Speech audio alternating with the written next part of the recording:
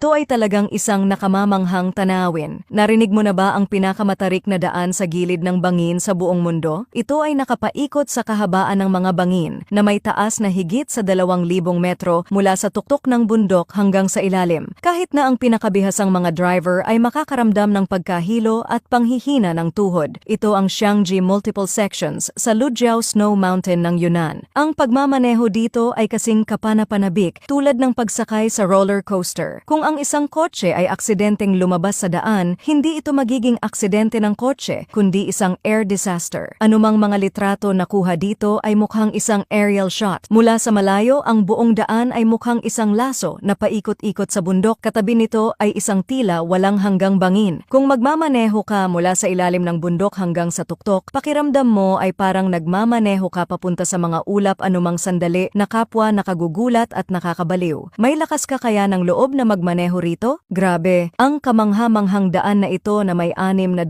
liko ay paakyat sa taas na 4,000 metro. Ito ang Panlong Ancient Road, paikot-ikot sa Pamir Plateau sa Xinjiang. Kadalasang tinutukoy bilang ang pinakaliko-likong daan. Ito ay may 600 S-shape na liko na konektado sa bawat isa. Ang ilan sa mga liko ay halos 180 degrees at ang simpleng pagtingin at pag-iisip na magmaneho rito ay pagpapawisan ka na. Pero alam mo ba kung bakit itinayo ang daan na ito sa ganitong mapanganib na lugar? Hindi ito para magyabang, kundi upang malampasan ang malaking pagkakaiba ng altitude sa pinakamaikling distansya na nagkokonekta sa 5 lokal na baryo at lumilikha ng daan tungo sa kaunlaran para sa 2,184 na mga residente. Gaya ng sinasabi sa pasukan ng sinaunang daan na ito, na pagkatapos tahakin ang lahat ng mga palikulikong landas sa buhay ngayon, ang natitirang bahagi ng buhay ay magiging isang maayos na paglalakbay. At ito ang sumasalamin sa espiritu ng Panlong Road. Nakakagulat, ito ang pinaka-nakakatakot na overpass sa China. Kahit ang mga driver na matagal nang nagmamaneho ay hindi basta-basta umaakyat dito. Ito ang Chongqing Sujiaba Overpass. Ito ang pinakamataas na ramp bridge sa buong mundo. May taas na 236 na talampakan. Ginagamit pa rin nito ang 360-degree spiral para itong roller coaster sa langit. Ang layunin ng pagtatayo ng Sujiaba Overpass ay upang malutas ang pagkakaiba ng taas sa pagitan ng Kayuanba Bridge at Haitong Road. Gumamit sila ng spiral expansion line method upang ikonekta ang mga ito.